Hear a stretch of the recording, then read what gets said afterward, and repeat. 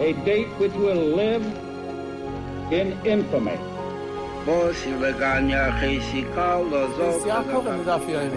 Both of those projects, initiatives, got off the ground because of the Ghetto. For the 11 Olympic team members slain in West Germany, the Olympic Games... Zugerecht waren Brüder in Amerika.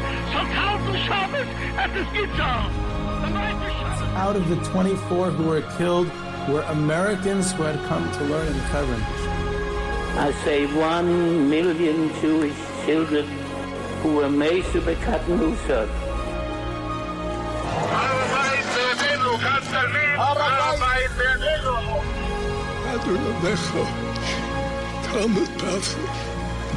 Whoever heard such beautiful words? It is never too little. It is never too late. And it is never enough. Jewish History Soundbites, bringing alive the world of our glorious past. Here is our host, live from Jerusalem, Jewish historian and tour guide, Yehuda Geberer. Yehuda Geberer, Jewish History Soundbites, and this episode is dedicated in memory of the Kadoshei Meron. May we never experience tragedy like that ever again. Had a Chassam Sofer and his family episode last week, and I got some great feedback from that. Lots of people informed me that they too are proud Einiklach of the Chassam Sofer. A few others told me that they're not descendants of the Chassam Sofer, but many expressed interest in hearing more episodes about the Chassam Sofer and his life and his impact. So we're still waiting for some sponsors to step up. So be in touch with me about that at yehuda@yehudageberer.com. You can email me and we'll work on a series about the Chassam Sofer. I just recently had a trip to Italy, to a part of Italy, Venice, Padua, and it was my first time there. It was a great group. It's on my mind because it was my first time there. It was very exciting. I never really did much of Italian Jewish history on this podcast, and it's such a rich and diverse history that I wanted to just open up the topic by doing a little bit about Venetian Jewish history. I mean, in general, in Italy, there's both for the general history and, of course, with Jewish history, there's several different stories there. There's the northern section of Italy, which is most of the Jewish history is up there in the north. All these many different Jewish communities in the north. Very long, ancient Jewish story over there. There's the central part of the country, most significantly Rome, where the papal states were for many years, the central part of the country. And that's a significant Jewish history as well, especially Rome itself. And then there's the southern part of the country, which there's less Jewish history. There was, though, more of a Greek influence there, as the southern part of the country, of course, is also connected to American history, not American Jewish history, American history, because the great emigration from Italy in the late 19th century, early 20th century, and the rise of the Italian-American community was primarily from the south, the poorer part of the country, Sicily, the islands off of Italy as well. We always talk about how the Jewish immigration was from Russia in the late 1800s, early 1900s. So 2.5 million Jews left Russia, mostly to the United States. So here in Italy, there was something like, I think, 13 million Italians left the country during those same years, much more. Many of whom, I think 4 or 5 million, came to the United States. So it's one of the greatest immigrations in world history. There was some Jewish history in the South as well, but like I said, it was more in the North. I also discovered that speaking Italian is not that difficult because if you take almost any English word and you add a vowel to it at the end of the word, and you sing the word, then it's pretty much speaking Italian, so it doesn't take much. For instance, when you go down, Venice, of course, is a city on the water, and all canals, all these little islands and bridges and waterways. So the main waterway going through the city is the Grand Canal. So it's the Canale Grande, and all of a sudden you said the same exact thing in Italian. So I want to focus on Venice, Venezia.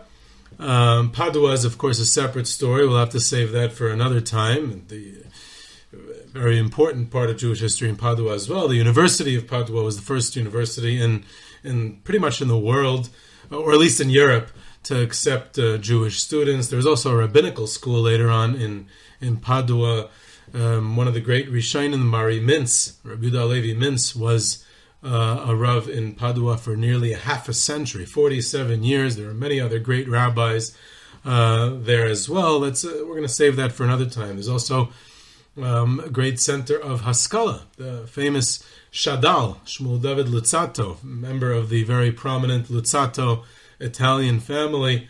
Of course, the Ramchal's a member of the same family a century earlier. He himself grew up in Padua also. But Shadal is also a fascinating story. I think, as far as I know, Fiorello LaGuardia, who had Jewish ancestry, descended from the Luzzattos, and I think Shadal himself was an ancestor of LaGuardia.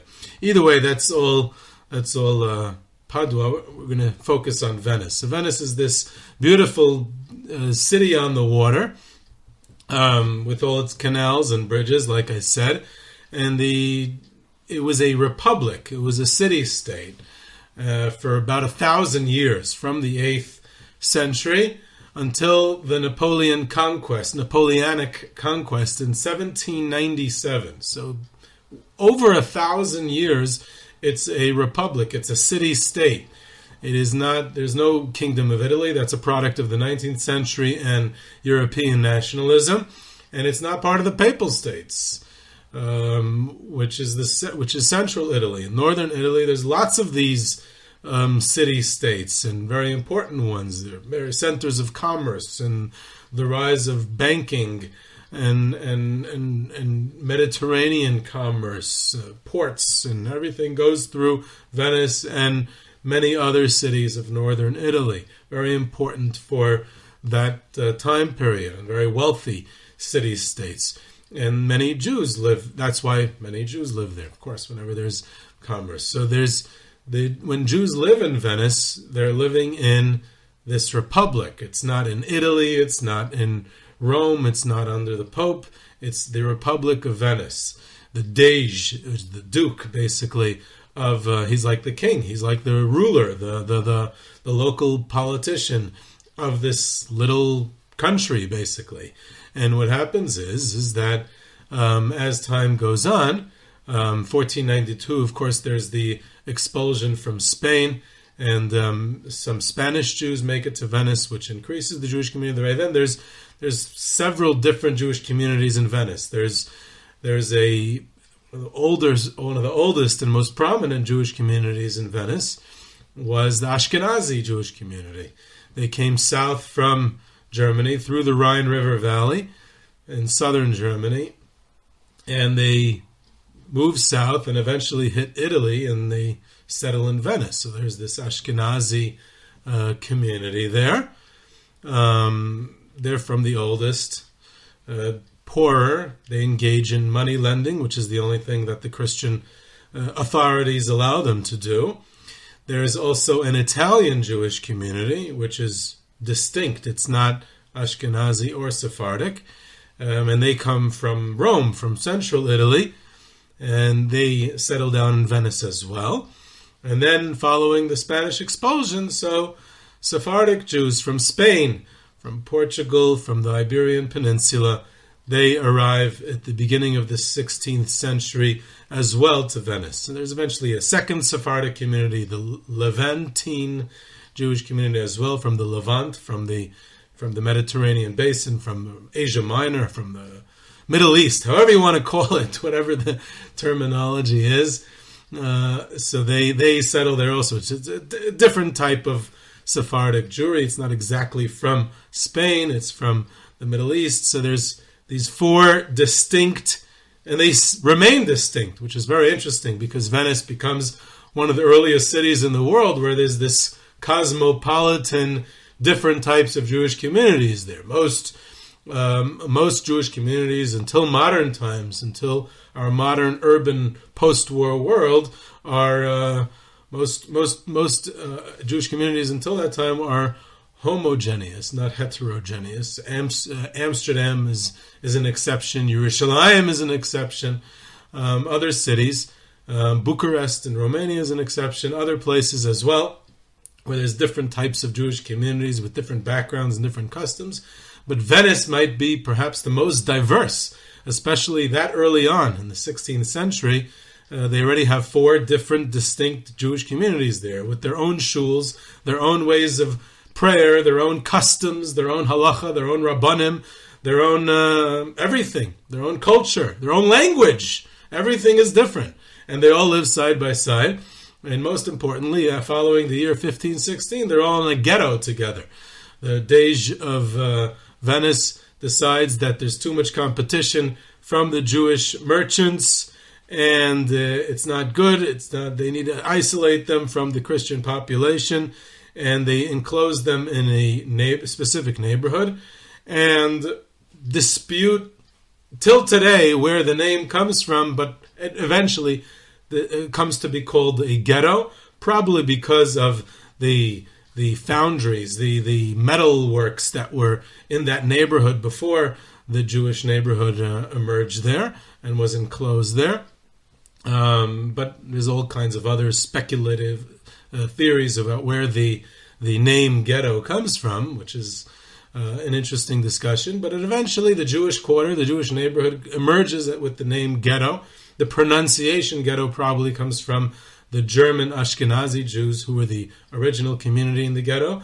The Spanish Jews only arrived there later, and they're enclosed in there. And there's guards, Christian guards, at the entrances to the ghetto that the Jewish community has to pay for to enclose themselves inside. They're not allowed outside after midnight, and they are only allowed out with the church bells of St. Mark's Basilica. When they ring in the morning, then the Jews are allowed out. They're allowed to only engage in money lending and very, very limited other trades, shmata trade, used clothing, and several others. They have to wear distinctive Jewish dress. They have to wear originally a yellow distinctive mark on their dress, which eventually is copied by the Nazis, and the idea of the ghetto is copied again by the Nazis in a much more extreme conditions, obviously. Not really a comparable story at all, the Nazi ghetto to the Venetian ghetto, but the idea of it, that the Jews are enclosed off in their own secluded area, and also marking off the Jews with a yellow mark, and eventually it's a yellow hat. This is the original men with the yellow hat were the Jews of Venice, and then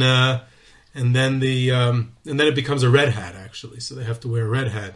There are exceptions, some certain privileged ones aren't. Doctors, Jewish doctors, didn't have to. Either way, there's all kinds of restrictions, taxes, and a very oppressive lifestyle. It was not very friendly. The government was not very friendly. The populace was not very friendly. All kinds of anti-Semitic decrees and restrictions and threatened expulsions and pogroms, and it was a not very great situation. But the Jews were happy that they were able to live there in this wealthy city and republic and center of commerce, especially since they were expelled out of so many other countries.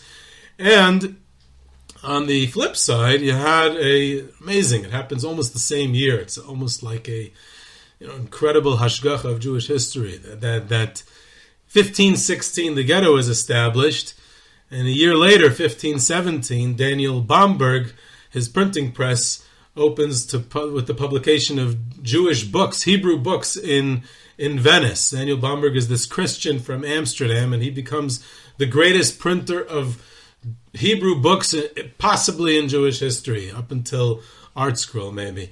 He is the pioneer of Hebrew printing, and he's as a Christian, and he hires this Jewish team to edit it and work on it, rabbis and others, and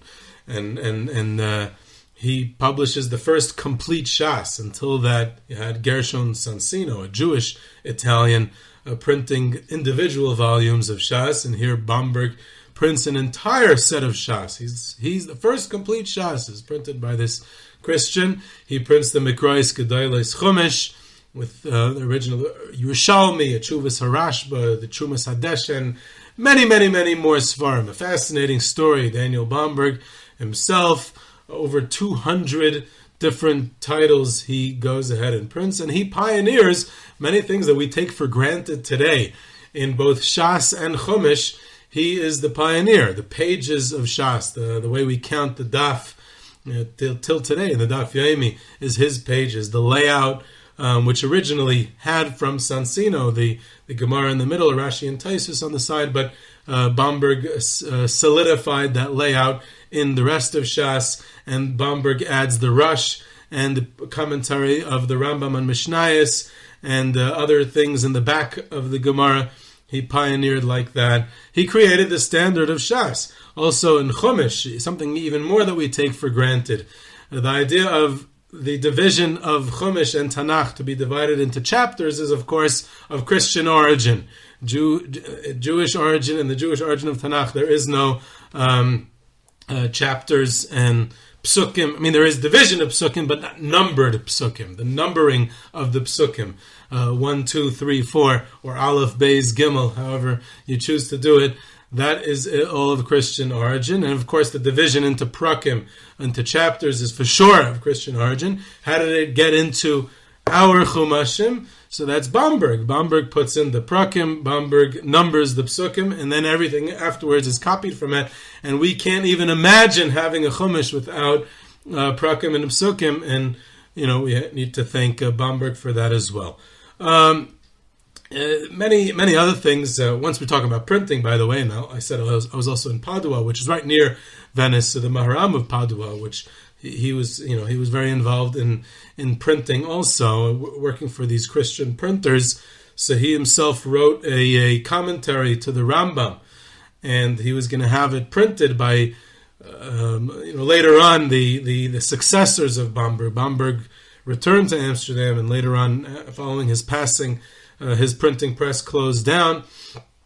But there are other Christian printers, and they took over. They were printing, and the Maharam of Padua worked for one of them, and he was going to have exclusive rights that his commentary to the Rambam would be published by one of the printers, and the other one pirated this Rambam and its commentary and was selling it as a smaller and cheaper edition.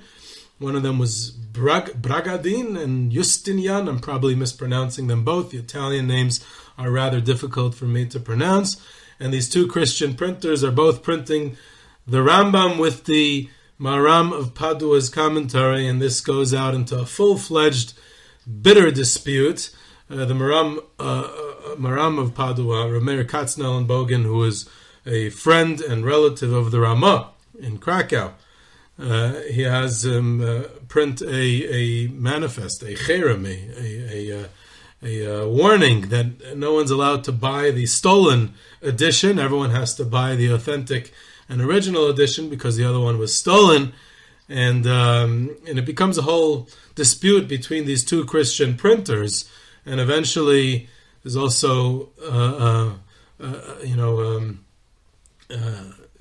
converts, Jewish mishumadim who converted to Christianity, who get involved, and between these two Christian printers of Hebrew books and the mishumadim working for them on their behalf, there's a lot of informing to the Church and to the Vatican and to the Pope that these subversive Hebrew books have all kinds of anti-Christian doctrines and anti-Christian statements and anti-church writings, and therefore they need to be banned and burned and so on, until Pope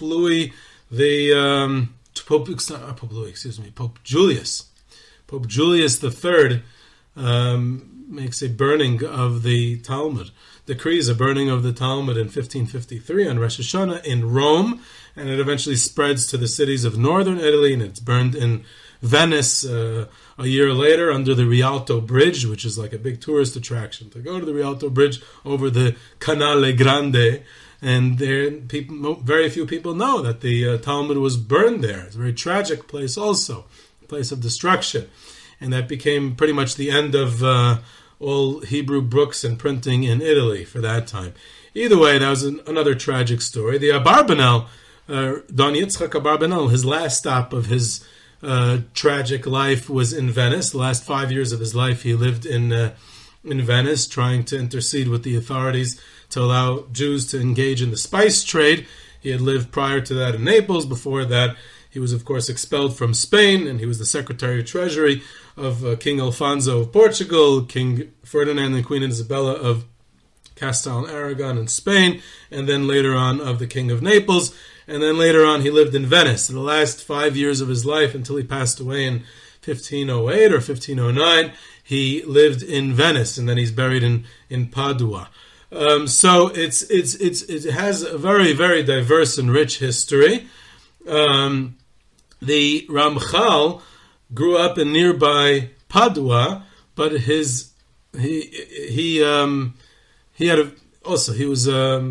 was misunderstood throughout his most of his life, and he and his writings were excommunicated several times. The first one took place in Venice. The Bezdin of Venice, they excommunicated the Ramchal and banned his writings, and that took place in a formal ceremony in one of the prominent shuls of the Venice Ghetto in the early 1700s. So that took place in Venice as well. So there's a long Jewish history there. I mentioned the Venetian Jewish economy, and I want to mention something else in that context. There's a very famous play written by William Shakespeare in late 1590s, 1598, 1599, called The Merchant of Venice. And it describes this whole story of where one of the main characters, the antagonist, the protagonist is the Merchant of Venice, a Christian by the name of Antonio, and the antagonist is a Jewish moneylender named Shylock, which is not really a Jewish name, but that's a different story. And of course the plot is made up, but between this myth and reality, between this legend or work of art or play, however you want to call it, and then there's the reality of the Jews living in Venice, which is an interesting story because it does fit into some sort of historical context, and that's what I was one of the things that I was fascinated by when I was exploring Venice last week was how much of The Merchant of Venice is really expressing a reality of the way the Jews of Venice lived at that time in the Venetian Ghetto. Of course, Shakespeare himself never visited Venice. He never left England. He didn't travel. And in Elizabethan England, there were no Jews. So Shakespeare never met a Jew. The Jews were expelled from England in 1290, and they weren't allowed back in until the 1650s with Oliver Cromwell. So Shakespeare in the late 1500s obviously never met a Jew. But the point is that the story of how Shylock is trying to extract as much. He has this unreasonable claim to Antonio that he's going to take a pound of flesh as a bond, as when Antonio is borrowing the money, or not really borrowing the money. Bassanio is borrowing the money, but Antonio is signing it off on his behalf, and he says, if you don't pay it back in time, I'm going to take a pound of flesh. And it's because Shylock feels wronged. Antonio had disgraced Shylock in the past, had shamed him, had done all kinds of nasty things to him because he treated him as a second-class citizen because he was a Jew. And therefore Shylock feels that this is his way of restoring his pride and dignity. And then later on, when Antonio can't make up for the money, and they go to court, and Shylock demands the pound of flesh, and then, and Shylock has his own family issues. His daughter Jessica had married a Christian, so she had left the faith, this fellow named Lorenzo. And then this lawyer, who's really a female dressed up as a male, Portia, and she's the one who it seems outsmarts the Jew Shylock, but really she's acting pretty nasty to him as well, because she says that he has to forfeit all his property, he has to give it to Antonio, he has to give it to the government, he has to give it to the church, whoever he has to give it to, and then he has to convert to Christianity or he has to die. I mean, it's a pretty nasty outcome, and there's like this Christian victory at the end of the play, where the Jew is humiliated, and many see it as an expression of anti-Semitism of William Shakespeare, but it also could be expressing a very real reality of what Venetian Jews were living through at the time, the discrimination, the fact that they were, almost all of them, especially the Ashkenazi Jews, were only allowed to engage in money lending. That was the only profession that they were allowed to. The Portuguese, the Spanish and Portuguese Jews had a few more sources of income over time, but that was, and they were restricted. They were in the ghetto. They were discriminated against. They were very often forced into these forced conversions, or to give up their property to the state, or unreasonable taxes and demands on them, and they were treated as second-class citizens. So there's this certain reality there, and whether Shakespeare himself personally was an anti-Semite could very well be, and it's somewhat irrelevant to the question, because the reality is that it is an expression of a very real anti-Semitism of Venice, of the way Jews had to live in Venice at that time, and not necessarily Shakespeare's personal opinions. Not only that, there's also this almost a Rachmanis, almost like you feel bad for Shylock at some level, and you see that they're really, really not treating him nicely. And Shakespeare does, in almost all of his plays, bring out the complexities of his characters, and therefore it's not so simple. And he deliberately leaves his characters not as a black and white, as the good guy and the bad guy. Shakespeare is not Hollywood.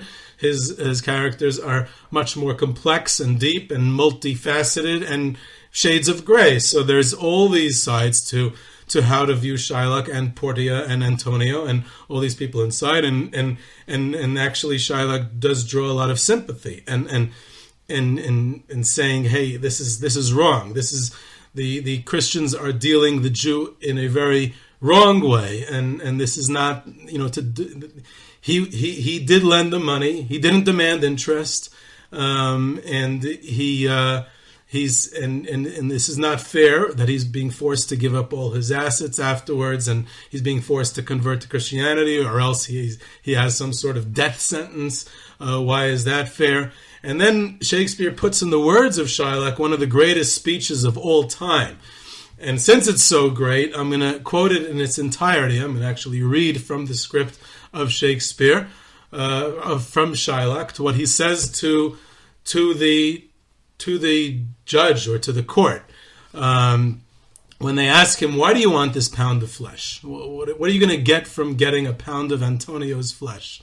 What are you going to get from it?" So Shylock answers, "To bait fish withal, if it will feed nothing else, it will feed my revenge. He hath disgraced me and hindered me 500,000, laughed at my losses, mocked at my gains, scorned my nation, thwarted my bargains, cooled my friends, heated mine enemies. And what's his reason? I am a Jew. Hath not a Jew eyes? Hath not a Jew hands, organs, dimensions, senses, affections, passions, fed with the same food, hurt with the same weapons, subject to the same diseases, healed by the same means? warmed and cooled by the same winter and summer as a Christian is? If you prick us, do we not bleed? If you tickle us, do we not laugh? If you poison us, do we not die? And if you wrong us, shall we not revenge? If we are like you in the rest, we shall resemble you in that. If a Jew wrong a Christian, what is his humility? Revenge. If a Christian wrong a Jew, what should his sufferance be by Christian example? Why revenge? The villainy you teach me, I will execute, and it shall go hard, but I will better the instruction. So that's fantastic. I mean, he's bringing out something that today, of course, we take for granted because we believe in all these wonderful liberal ideas of equality. And for us, we take for granted that Jews should be treated as equal. But in the 16th century, in places like Venice or even in Elizabethan England, where there were no Jews altogether, the fact that a Jew could go ahead and declare to the world that really, I'm a human being just like you, that was revolutionary. And Shakespeare's putting that speech in Shylock's mouth. And today it's become such a famous speech, and it even has comedic knockoffs of like people who pick their noses and instead of prick, like there's pick, right? So there's all kinds of spin-offs of this speech, but the idea here that Shylock is expressing what the Jews of Venice really were probably saying at that time, that we're just people. We don't deserve to be in the ghetto. We don't deserve to be treated this way. And it's in a certain way expressing very much the reality of Venetian Jewry at that time. So this is Yehuda Geber with Jewish History Soundbites. You can reach me at yehuda@yehudageber.com for questions, comments, sources, tours, trips, sponsorships, lectures. You can subscribe to Jewish History Soundbites on Podbean or your favorite podcast platform, and I hope you enjoyed.